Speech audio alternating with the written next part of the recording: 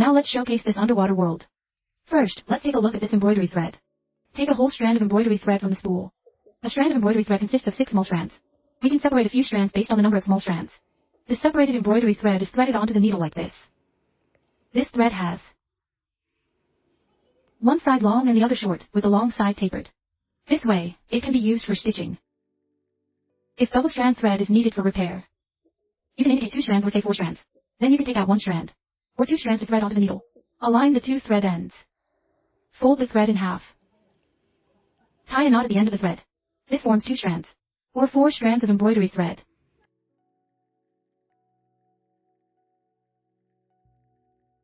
The petals of this flower are made with satin stitch. Satin stitch consists of 2 points with patterns. Stitching directly along a straight line. Stitching 1 stitch after another in a cycle. To fill in this pattern, we start stitching from the center of this petal. This makes it easier to control the direction of the stitches. The petals of these 3 flowers use lamp surface stitch. We can stitch according to the colors of the small fruit patterns. Let's finish them separately.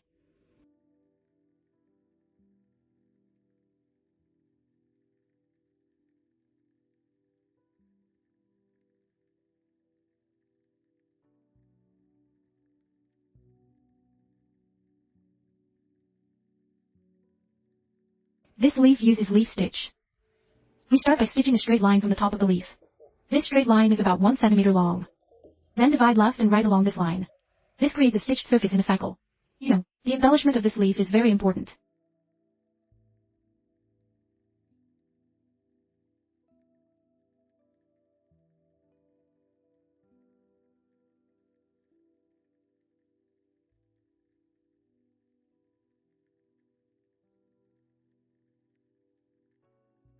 These grounds use French fighting stitch.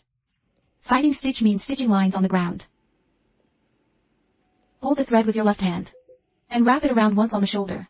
Then insert it into the sleeve along the upper edge. Don't loosen the thread in your left hand. Slowly pull the thread with your right hand. Be careful not to pull the thread too tight at the end. If it's too tight, the pouch won't be sturdy.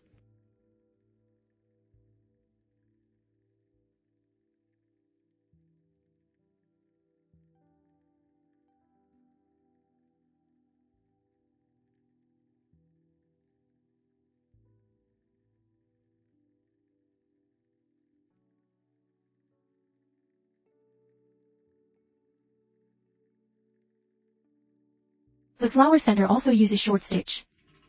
Next, we'll set this long and short stitch line. Long and short stitch means stitching 1 long straight line first. Then following that line with a short straight stitch. Repeat this stitching process. This is the first layer of long and short stitches. About 2/3 into this petal.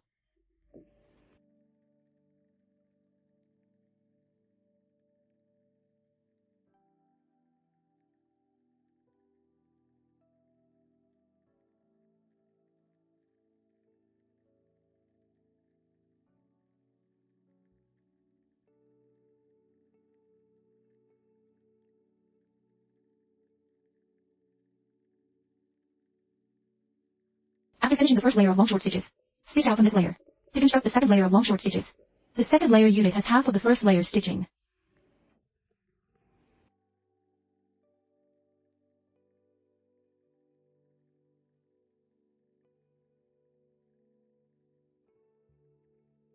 Next, let's know this small editing sequence.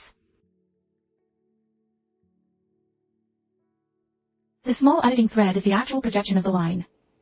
Then 1 point into the sleeve. Don't pull the stitching thread completely tight. Then stitch out again. After stitching out, loop the thread on top of it. This will fix the sleeve hair.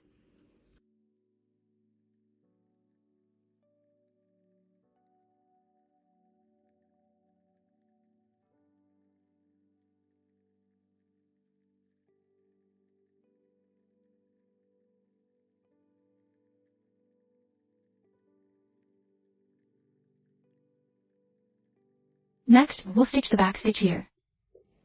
Back stitch means stitching a straight line on the fabric above. Then move 1 stitch forward. Then go back to the previous stitch. Repeat this stitching process. This evidence for each stitch is stitched the same way.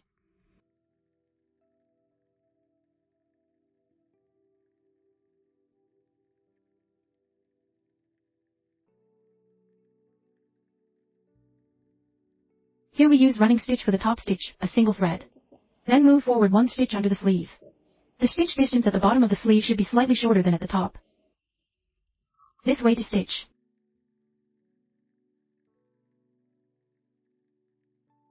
Next, we'll set this other beautiful stitch here. The men's sleeve is truly a bit unusual. Move forward one stitch. Don't pull the stitching thread completely tight. Hold it with your left hand. Then in the sleeve's bottom, at the middle position of the back stitch. Skip out and pull back first. This will cycle the branches of the stitch. Everyone, pay attention to the position of my back stitch. It's not the front out stitch. Each frame retracts backwards. Must stitch out on this straight line. This means the back stitch must go in the same direction.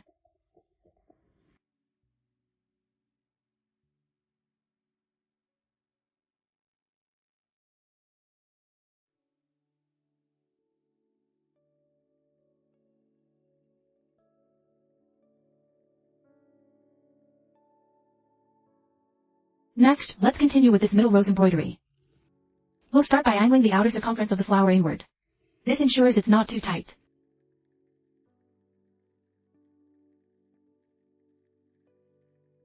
Once the first 5 straight lines are fixed, pierce through the center of the flower. Then follow the 5 straight lines to create a curve. It wraps around the first straight line and goes under the second straight line. Then I take the third straight line and go under the fourth straight line. Yes, exactly. Moving along this thread. Go under this thread. This creates an alternating pattern until the flower is completed. Slowly pull the thread so the curve isn't too tight. Just let it stay naturally tight.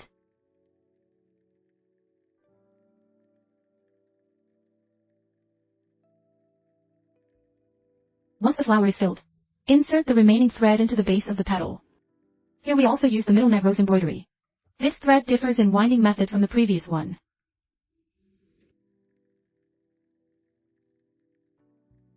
First, we'll go through the first straight line. Then come back and go through the first and second lines together. Come back around and go through the second and third lines. To avoid repetitive stitching.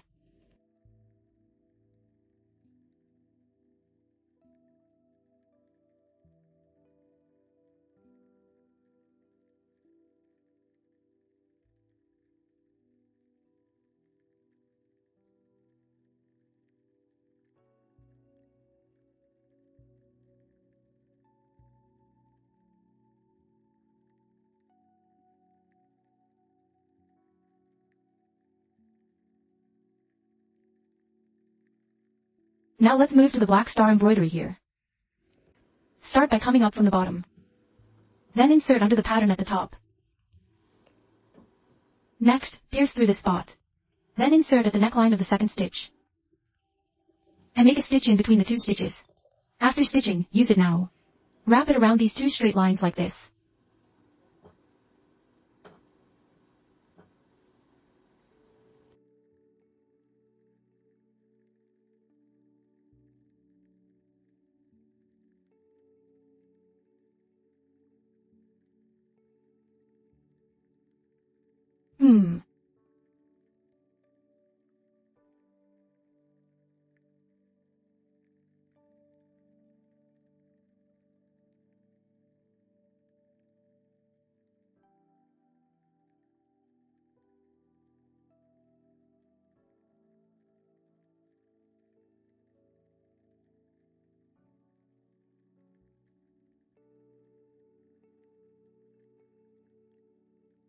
This area also uses delicate embroidery. This is the feather sleeve. The needle comes up from the bottom, and then below it for repairs. This thread shouldn't be pulled tight. Hold it with your left hand. Then make a stitch below the sleeve. Once stitched, wrap this thread around.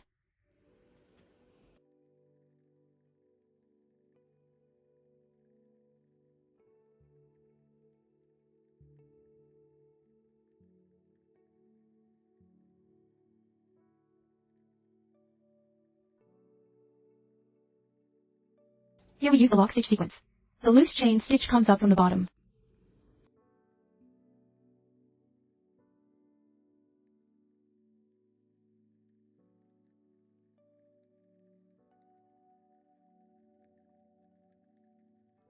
Now let's set up the lock sequence here. The loose chain means the needle comes up from the bottom.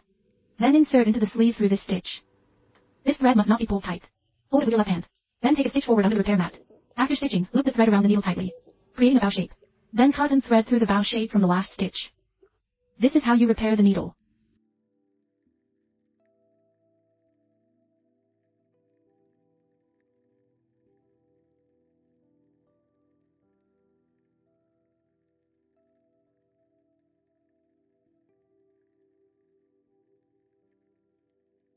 Here we use cross-section embroidery.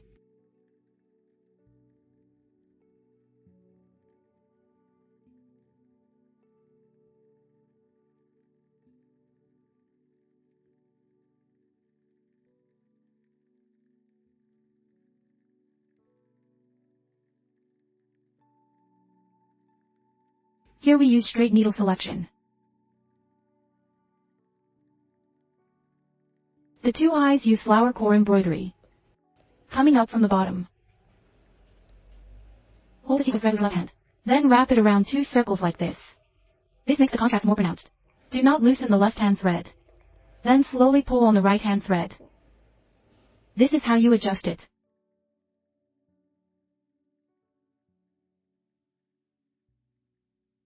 Here we use coconut bear.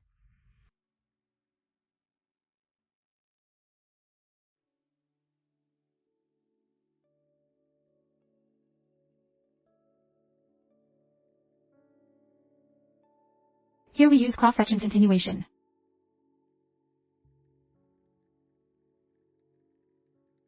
Here we use the contour sequence. Because the pattern here is smaller. And it has curves. So the stitch distance here should be shorter. To better portray it.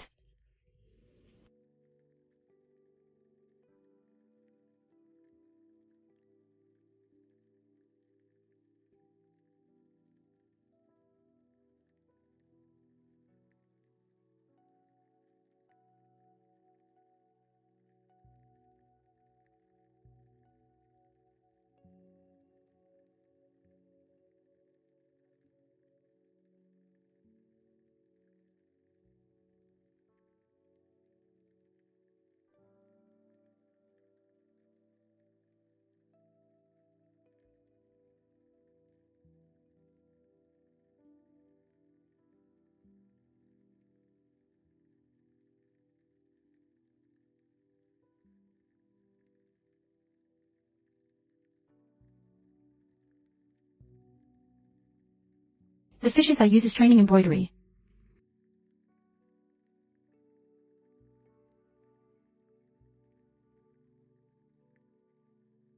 This area uses short and long ripple sleeves. The pattern here is relatively short. So we use cross-section embroidery. Slowly embellish the length here. According to the curve of the fish's body to grasp the direction of the thread.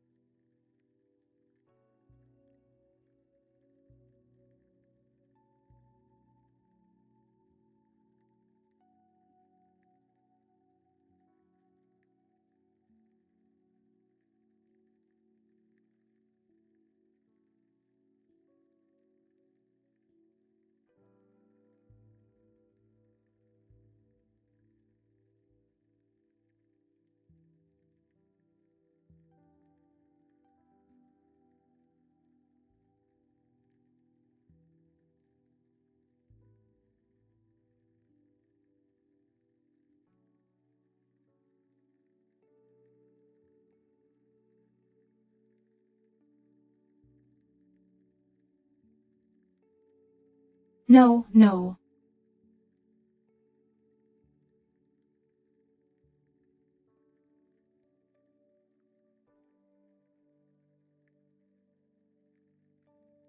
Finally, this area uses struggle embroidery.